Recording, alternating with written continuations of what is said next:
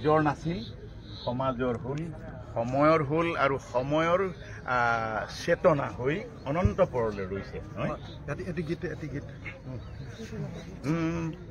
তেওঁ ভাল পোৱা মোৰ সকলো সময়তে গোৱা মোৰ গীতেৰে তেওঁ উদ্ভাসিত হৈছিল, আগবাঢ়ি আহিছিল। মই জানিছিলোঁ, জানি পেলাই মই সদায় খবৰ ৰাখিছিলোঁ দূৰে দূৰে আৰু ফোনতো যোগাযোগ হৈছিলে।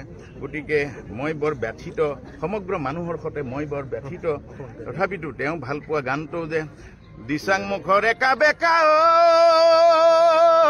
দীঘলীয়া বাট, যিটো গীত শেষত মহেন্দ্ৰ হাজৰিকাৰ গান গালে, কলিজাটোলে দিচাং মুখৰ একা বেকা দীঘলীয়া বাট, শদিয়াৰ একা বেকা দীঘলীয়া বাট, ইয়াত অজস্ৰ সাংস্কৃতিক প্ৰেমীৰ সমন্বয়ৰ হাত, সমন্বয়ৰ হাত, সমন্বয়ৰ হাত, সমন্বয়ৰ হাত, সমন্বয়ৰ ধন্যবাদ। আৰু আজি ৩-৪টা বজাৰ পৰা মানুহ আহি আছে, কি ক'ব এনেকুৱা পৰিৱেশ? মানে বোধহয় সঁচা কথা ক'বলৈ গ'লে ভূপেন দাৰ পাছত অসমীয়া জাতিয়ে যিজন মানুহক আটাইতকৈ সন্মান দিছে এই মুহূৰ্তত, তেখেত হ'ল মোৰ ভাই আৰু জনতাৰ শিল্পী ৰাজীৱ শদিয়া। ভূপেন দা, মহেন্দ্ৰ হাজৰিকা, সেই লাইনত জনতাৰ গীত গোৱা যিসকল মানুহ আছে, তাৰ শেষৰ মানুহজন বোধহয় আছিলে এই প্ৰজন্মৰ একদম লেটেষ্ট যিজন মানুহ আছিলে, তেওঁ আছিলে ৰাজীৱ শদিয়া। আৰু ৰাজীৱ শদিয়াৰ আপুনি এটা বস্তু চাব, প্ৰেমৰ গীতটোতো সংগ্ৰাম আছে, প্ৰেমৰ গীতটোতো আপুনি দেশপ্ৰেম আছে। আপুনি মই এবাৰ এটা কথা কওঁ, ভূপেন হাজৰিকাৰ কোনোবা গীতত পেনপেনীয়া প্ৰেম আছে নেকি? যদি প্ৰেম আছে তাতো বিপ্লৱ আছে, তাত বিপ্লৱ আছে, তাতো সমাজখনক বিচাৰ কৰাৰ একদম সুন্দৰ এটা বৈজ্ঞানিক দৃষ্টিভংগী আছে। আমি ৰাজীৱ শদিয়াৰ প্ৰত্যেকটো গান আপুনি চাব যে প্ৰত্যেকটো গানত ক'ৰবাত হ'লেও তেওঁ দেশপ্ৰেম প্ৰকাশ কৰিছে, জাতিপ্ৰেম প্ৰকাশ কৰিছে আৰু জনগণৰ প্ৰতি দায়বদ্ধতা প্ৰকাশ কৰিছে। আৰু সেইকাৰণে আমি দেখিছোঁ যে ৰাজীৱ শদিয়াক বহুত মানুহে চিনি নাপায়। মুখ্যমন্ত্ৰীটো আজিলৈকে আহিলে জানো? ৰজাঘৰৰ কোনোবা মানুহ আহিছে জানো? চব পলাই আছে। আজি যিমান মানুহ ইয়াত থাকিব এইবিলাক চব ৰাইজৰ পক্ষৰ প্ৰজাঘৰ। সেই প্ৰজাঘৰে সেইকাৰণে ৰাজীৱ শদিয়াক লৈছে, কাৰণ ৰাজীৱ শদিয়ালৈ ৰজাঘৰে ভয় কৰে। আৰু সেই ৰাজীৱ শদিয়াৰ গোটেই যিটো আদ্যশ্ৰাদ্ধ আপুনি চাওক, চব ৰাইজে কৰিছে, জনতাই। এটা বাৰ্তা গৈছে বহুতৰ কাৰণে, মানে এইটো এটা আটাইতকৈ ডাঙৰ বাৰ্তা যে এতিয়াও অসমীয়া জাতি, বিশেষকৈ কা আন্দোলনৰ পাছত যি ধৰণে আমি একদম মানে আমাক চৰকাৰে হেঁচা মাৰি ধৰিলো বুলি ভাবিছিলে অসমীয়া জাতিটোক, সেই জাতিটো যে মৰি যোৱা নাই, তাৰ উৎকৃষ্টতম প্ৰমাণটো হ'ল ৰাজীৱ শদিয়াৰ এই আদ্যশ্ৰাদ্ধ। সকলো জাতি চাওক, এইসকল গোৰ্খা মানুহ, নেপালী, প্ৰত্যেকটো জাতিৰ মানুহে আহি ইয়াত এনেকুৱাকে মৰম প্ৰীতিৰে 26খন আজি অকল 26খন অকল হেৰিয়ে হ'ব, কি কয় আমাৰ গায়ন বায়নে হ'ব 26খন। আৰু ইয়াতে পাকঘৰ কেইটা বনাইছে চাওক, 33টা নামঘৰ, মানে ৰান্ধনীশাল, কি কয় লংগৰ মানে 33টা লংগৰ, 33টা আপোনাৰ পাকঘৰ, 33টা পাকঘৰত ৰাইজে নিজে ৰান্ধি, নিজে অনা বস্তু ৰান্ধি মানুহক খুৱাব।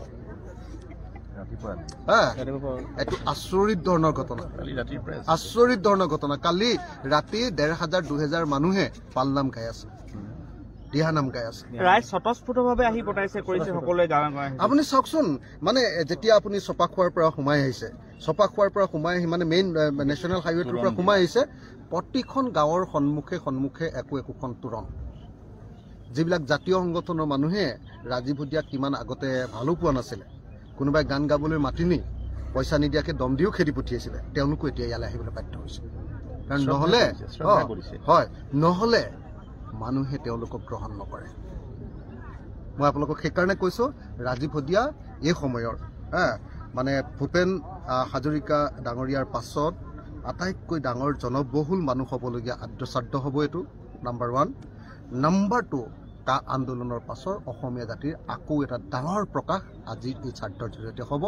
সেইকাৰণে আমাৰ মহেন্দ্ৰ ককাইদেউ যি সদায় জনতাৰ লগত থাকে ৰাতিপুৱাৰ পৰা ইয়াতে আছে চাওক আপোনালোকে আছো মই ভাবিছে মানুহ মই এটা কথা স্পষ্ট কৰি দিছো মোক যি জনতাৰ লগত থাকিব চব আজি ইয়ালৈ আহিব হয় আৰু যি জনতাৰ লগত নাই চব পলাই থাকিব আজি হিমন্ত বিশ্ব ইয়ালৈ আহিব নোৱাৰে অসমৰ নাহে।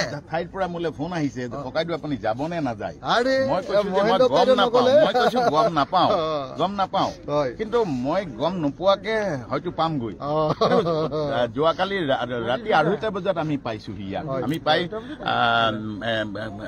জুই ফুৱাইছো হয়। আমি এই সমাধি তীৰ্থ ৰখিছো সমাধি তীৰ্থ ৰখীয়া হয় হয় হয় সমাধি তীৰ্থ ৰখীয়া হোৱাটো কাৰণ মই কেতিয়াবা মনে মনে মোৰ মন গ'লে আজি ৰাতিও হয়তো এনেকে গৈ ভূপেনদাৰ সমাধিত পাওঁগে ফেৰী পাৰ হৈ মোক খুলি দিয়ে মই যাওঁ তাত থাকোঁ আৰু এতিয়া শদিয়া সেয়া হ'ল শৰাইঘাটত সেই সুধাকণ্ঠৰ সমাধি আৰু ইয়াত শদিয়াত ৰাজীৱ শদিয়াৰ সমাধি জন্ম হৈছিলে সাৰে আছে সমাধি আছে সমাধি কেতিয়াও নুশুৱে এই সমাধি সাৰে থকাৰ কাৰণে আৰু এটা জোৰদাৰ হাত চাপৰি সকলোকে এই সমাধি কিন্তু হোৱা নাই এই সমাধি সাৰে আছে এই সমাধি সাৰে আছে ৰাজীৱ শদিয়া এইটো পৰিৱেশ আজি লক্ষাধিক ৰাইজৰ সমাগম হোৱা কথা এই স্থানৰ পৰা যুৱ প্ৰজন্মলৈ আপুনি কি বাৰ্তা আচলতে নতুন নতুন চিন্তাৰে নতুন নতুন সৃষ্টিশীল বেছি অবাণিজ্যিক নোহোৱাকৈ প্ৰাকৃতিক কথাও চিন্তা কৰি জনতাৰ কথা মানুহৰ কথা মানৱতাৰ কথা ইত্যাদি সকলোবিলাক অলংকাৰ হিচাপে লৈ পেলাই প্ৰজন্মই আগবাঢ়ক বিকাশ আহিব গৰিমা বাঢ়িব এনেধৰণেৰে সময় আৰু সমাজ আগবাঢ়ি যাব প্ৰজন্মৰ আশীৰ্বাদ হ'ব আজিৰ এই পুণ্য ঠাইৰ পৰা ভূপেনদাই যেনেকৈ কোনো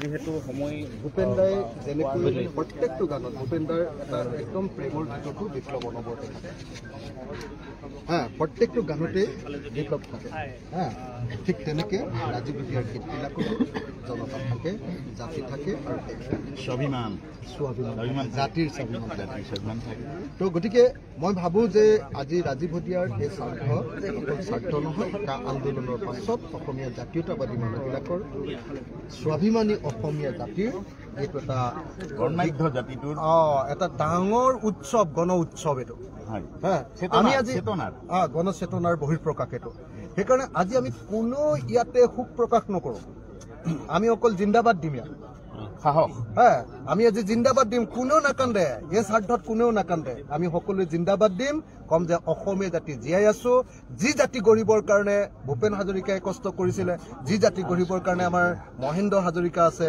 যি জাতি গঢ়িবৰ কাৰণে আজি ৰাজীৱ শদিয়া জীৱন পান কৰি গ'ল গোটেই জীৱন পাত কৰি গ'ল গতিকে সেই জাতি জীয়াই আছে আজি সেইকাৰণে হাজাৰ হাজাৰ মানুহে একেলগে চিঞৰিব ৰাজীৱ শদিয়া জিন্দাবাদ হয়নে